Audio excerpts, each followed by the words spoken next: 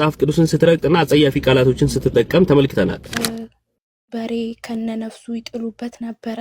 ሆራር ሰዲን የማያውቅ ሰው የለም። ያችሁ ተጨመዳጃል ለዚህ ሰገደ ሃይማኖት የሆድ ጉዳይ አይደለም።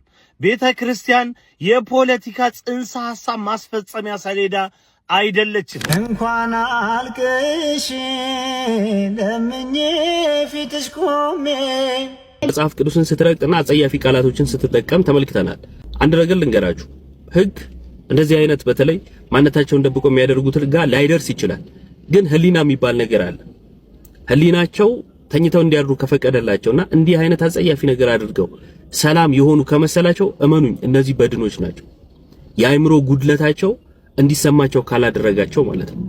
ከነዚህ ጋር ሰጣ ገባ ውስጥ መግባት አንፈልግም።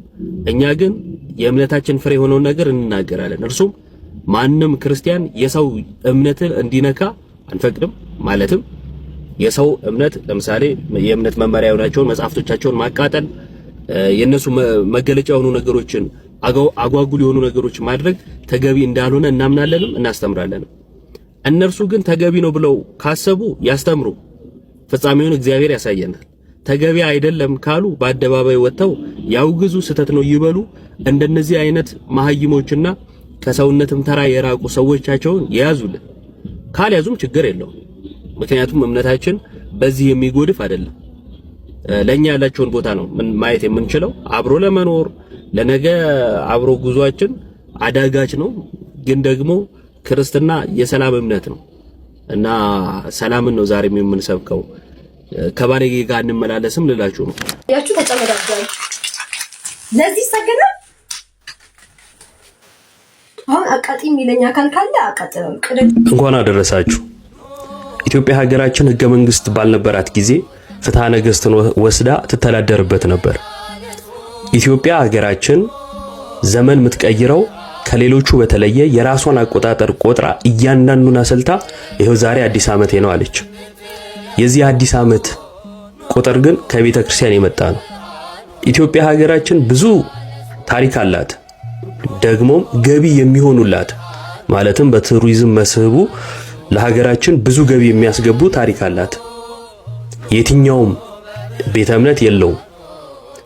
ዛሬ የምንሄድበት መንገድ ቢሰራ፣ ትምህርት ቤቶች ቢሰሩ፣ የትኛውም የመንግስት ልማቶች ቢሰሩ እቺ ቤተ ክርስቲያን ከምታስገባው የቱሪዝም መስህብ ላይ እንደሆነ መታወቅ አለበት። ይሄ መታወቅ አለበት። ግን ደግሞ ስትሰደብ ሃይባይ የላትም።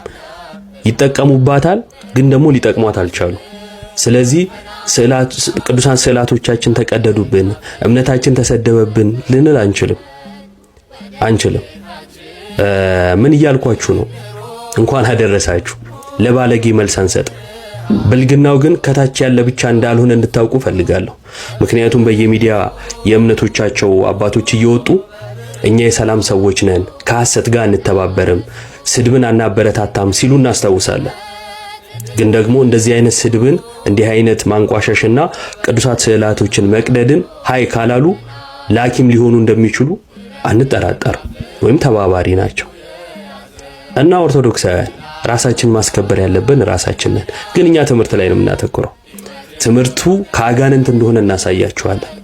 እነሱ የአጋንንትን ስራ ሲሰሩ በስራቸው ከየት እንደሆኑ እናሳያቸዋለን።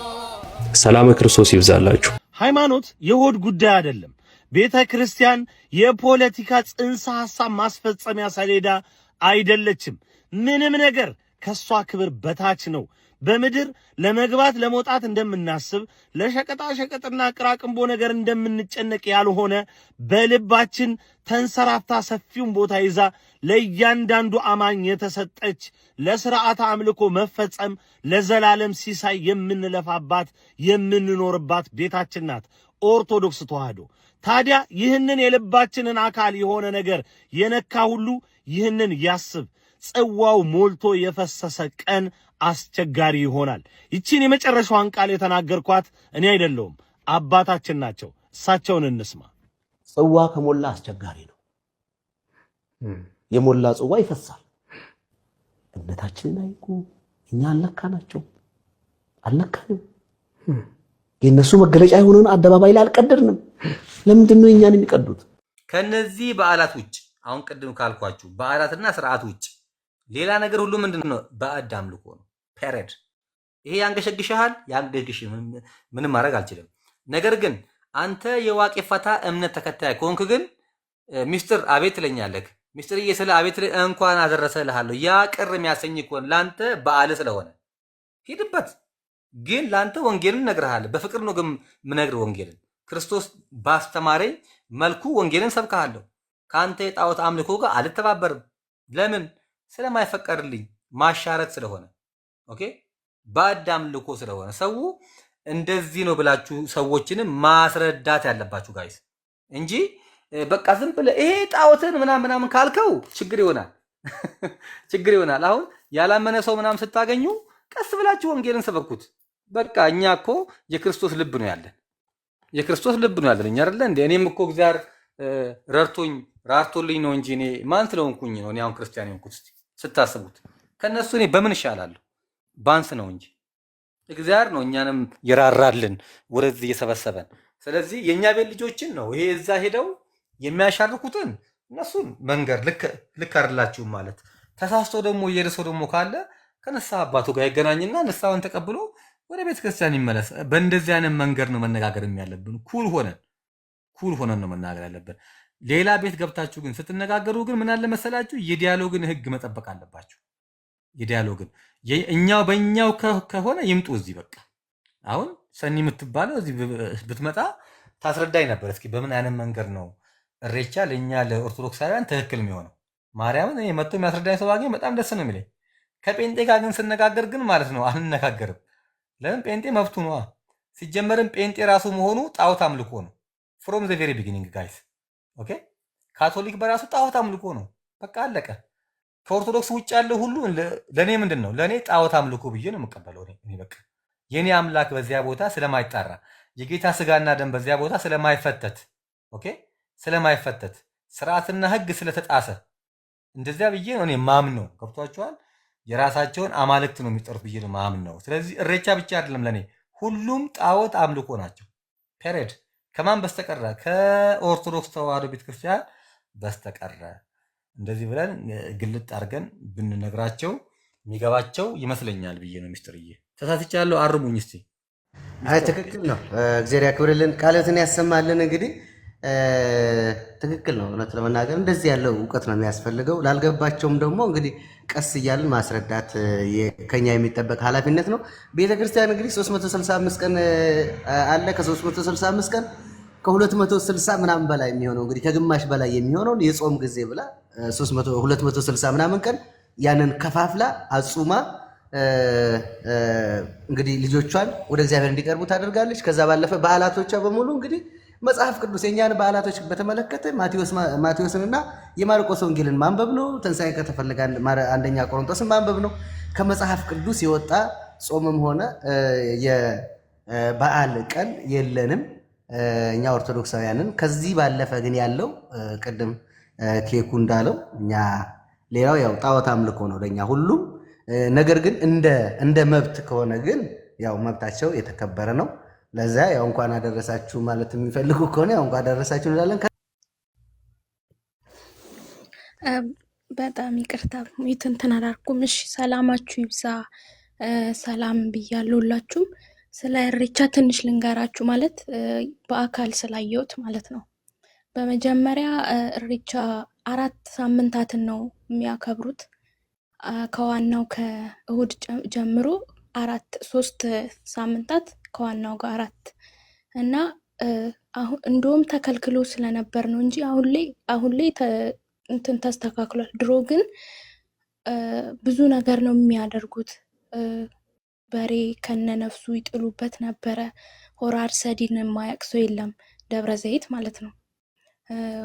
አረቄ፣ ደም፣ ቅቤ ይሄን የሚያደርጉት ለአምልኮ ነው እና በአጠቃላይ እኔ በአካል ስላየው ይሄ ኡቃቤ ያለባቸው ሰዎች ቡና የሚያፈሉበት ነው እሬቻ።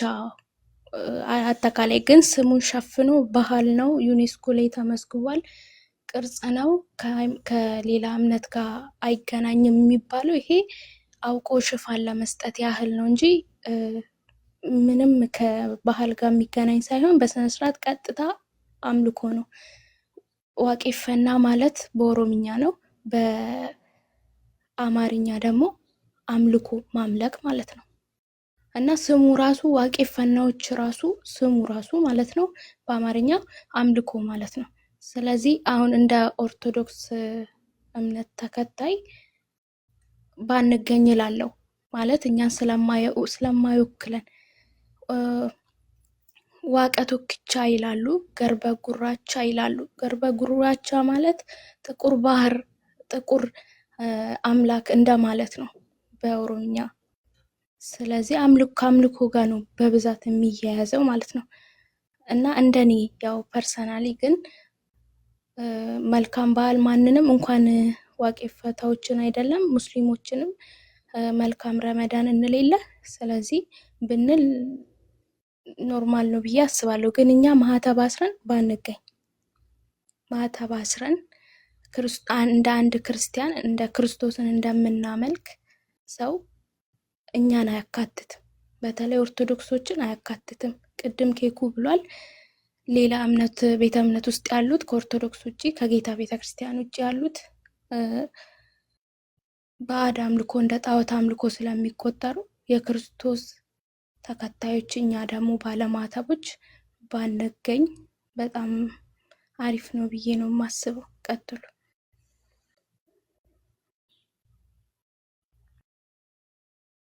ፐርፌክት ጉድ። ቃሎት ያሰማልን ዲያራይ። በቃ ትክክለኛ ሀሳብ ነው። እኛ የምንነጋገረው እንደ ኦርቶዶክስ ብቻ ነው፣ ሌሎቹ አይመለከተንም። አሁንም ቢሆን ደጋግሜ ነው የምነግራቸው። ፕሮቴስታንትም ማንም ይሂድ፣ እኛ ውስጥ ያላችሁ ግን ልጆች ግን 100% ባዕድ አምልኮ ነው። በቃ አለቀ። ምንም የምንሸፋፈነው ነገር የለም። አንቺ ልክ እንዳልሽው ነው ምናምን ይጣልበታል። እኔ እዛ ቦታው ላይ ድረስ እዛ ቦታው ላይ ያሉ ሰዎችም ነግረውኛል። እኔም ራሴ ያየዋቸው ነገሮች አሉ። እግዚአብሔር በሚያውቀው እኔ አንድም ቀን እንኳን ዛሬ ተውና አንድ ቀን እሬቻ ሂጄ አላውቅም። አንድ ቀን በስተት እንኳን ዛሬ ክርስቲያን ሆኜ ይቅርና። ስለዚህ እኔ ክርስቲያን ወንድሞቼ እዛ የሚሄዱ ክርስቲያን ወንድሞች ካሉ በቃ ይሄ በእግዚአብሔር ላይ ሌላ አምላክን መደረብ ነው። በቃ አለቀ፣ መደረብ ነው። ስለዚህ እንደሄድከው ተመልሰ ስትመጣ ቀጥታ ንስሐ ገብተ ቄደርህን መቀበል አለብን። ሌላ ነገር አይደለም። ይሄ ምንም ጥላቻም አይደለም፣ ምንም አይደለም።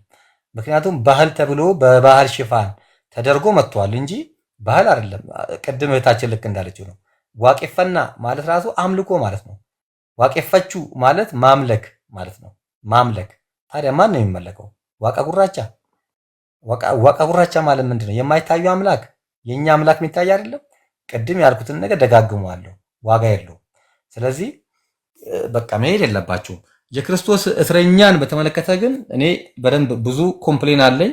እሱን ቅድም እንደተባለውም እዛም ሄጄ ማቅረብ ይችላል። አያስገቡኝም። ደግሞ ችግሩ እዛ አያስገቡኝም። ለምን እንደሆነ ነገረኛ አድርጎ ነው የሚያዩኝና አብዛኞቹ የግርማ ጨለሌው እንትን ናቸው፣ ተከታይ ናቸው አብዛኞቹ እና የተስፋይ ጠቋር ተከታይ ናቸው።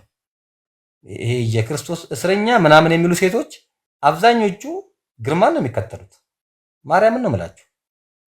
በቃ እኔ እንደ አየኋቸው ገና ስገባ እኔ መጣ ምናምን ይሉኛል። እዛ ሽምቅቅ ነው የሚያደርጉኝ። ጴንጤ ቤት ልክ እንደገባ ሰው ነው የሚያደርጉኝ። እና ስለዚህ ጋይስ እሱ ላይ ብዙ ጥያቄዎች አሉኝ። እዩ ምናልባት ስለሚግባባ ካመቻቸልኝ ጠይቃለሁ። ያው አሁን ጨዋውኛለሁ። በነገራችን ላይ አሁን ጨዋውኝ ነው የምናገረው፣ ቀሰስ ብዬ ነው የምናገረው። ከማን ጋር ነው የምግባባው? ከመምህር አማኑኤል ጋር። እሱማ ችግር የለውም፣ ደውለታል። አዎ አይ እንዲያስረዳኝ ነው። እኔ እንትኑ ላይ ስሙ ላይ በጣም ደግሞ ከቀን ወደ ቀን እየከነከነኝ ነው ያለውና ከዚያ ደግሞ በጣም እንዲከነከነኝ ደግሞ ያደረገው ነገር ምንድነው? ይሄ የክርስቶስ እስረኛ የሚሉ ሴቶች ጴንጤ ይደግፋሉ፣ ዋቄ ፈታውንም ይደግፋሉ፣ ያሸበሽባሉ፣ እዛም ያሸበሽባሉ። ሶፎንያስ ቤት ገብተው የሚያሸበሽበው ነው ይልኝ፣ ዝም ብለህ ይልኝ ብቻ ዝም ብለህ እንዳለ የክርስቶስ እስረኛ የሚለው ነው። ጴንጤ ተናገርክ ብለዋል እንዴ? ሂዶ ወደ መጣህበት ሲሉ የነበረው አንተ እኮ እሱን እኮ ነው የምልህ። ጠይቀዋለሁኝ እሱንም አማኑኤልን ጠይቀዋለሁ። ምን እያስተማርካቸው ነው ያለው? ማርያምን ነው የምልህ። እኔ ፊት ለፊት ጠይቀዋለሁ በቪዲዮ ወጥቼ። ከዛኛው ከነሱ ወገንም ይኖሩ ይሆን እንደዛ ብለው ስም የሚያወጡት? እኔ እንጃ። አንተ ቅድም እያዩዋቸው ነበር እኮ ዋቄ ምንድነው እንዴ እሬቻ የምታቀነቅን ልጅ ጌታ ሆይ ድረስልኝ። የክርስቶስ እስረኛ ብላ አዎ ማርያምን ስክሪንሾት ማድረግ ስላልፈለኩኝ ነው እንጂ በጣም የሚያሳፍር ነገር ነው። ምናልባት እንግዲህ ቅድም የጠቀስካትን የቅዱስ ጳውሎስን አንስተው ምናልባት ሊሉ ከሆነ አይ ዶንት ኖ ያም ራሱ አይሆንም፣ አይገልጾም። ክርስቶስ ነፃ አምላክ ነው። ቅድም ሚውት አንስቼ የነበረው ዮሐንስ ወንጌል ምዕራፍ 66 ላይ ስደርስ ያለውን ቃል አይታችሁት ከሆነ ስለ ስጋው ደሙ አስተምሮ ሲጨርስና ይከተሉት የነበሩት ራሱ እንዴት ይሄ አማናዊ ስጋና ደሜ ነው ይላል ብለው ከተመለሱ በኋላ ዞር ብለው እናንተስ ልትሄዱ ትወዳላችሁ እና አይደል ያላችሁ ሐዋርያቶቹ 66 ላይ አይት ነፃ አምላክ ነፃ በቃ ፍትሃዊ ነፃ የነፃነት አምላክ ነው የኛ አምላክና እንዴት እንደሚያስራቸው አይዶን ነው። ግን እነሱም በደንብ እንጠይቃቸዋለን። ግን ከፕሮቴስታንቶቹም ወገን ሊኖሩ ይችላሉ እንደዛ ብለው የሚያወጡ መቼም መፈላሰፍ ይመስላቸዋል። አሁን ላይ እንደምታውቁት በተለይ ሴቶች ይሄ ስም ላይ በቃ እንትን አይደሉም።